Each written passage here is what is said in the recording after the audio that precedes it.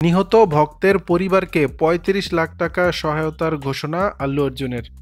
দক্ষিণী ইন্ডাস্ট্রির সুপারস্টার আল্লু অর্জুন অভিনীত পুষ্পা 2 দ্য রুল সিনেমার প্রিমিয়ারে পদদলিত হয়ে এক নারীর মৃত্যু হয়েছে।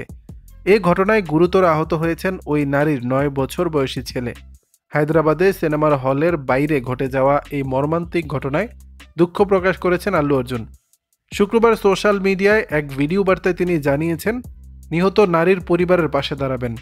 আল্লু অর্জুন বলেন, সন্ধ্যা থিয়েটারের ঘটনায় মর্মাহত আমি। এই কঠিন সময়ে শোকগ্রস্ত পরিবারকে সমবেদনা জানাই। আমি কথা দিচ্ছি, আপনারা একা নন। এই যন্ত্রণা আপনাদের একার যন্ত্রণা নয়। আমি ব্যক্তিগতভাবে দেখা করব সেই পরিবারের সঙ্গে। এই কঠিন সময়ে আমি পাশে আছি, তাদেরকে সকল ধরনের সহযোগিতা করার জন্য। আহত শিশুর চিকিৎসার সব খরচও বহন করবেন বলে জানিয়েছেন আল্লু। ভিডিও বার্তায় তিনি বলেন, ছবির সকলেই এই ঘটনায় মর্মাহত।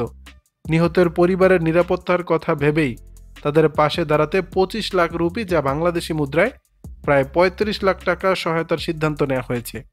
প্রসঙ্গত, বৃহস্পতিবার ৫ ডিসেম্বর মুক্তি পেয়েছে বহুল আলোচিত ভারতীয় সিনেমা পুষ্পা 2 দ্য রুল।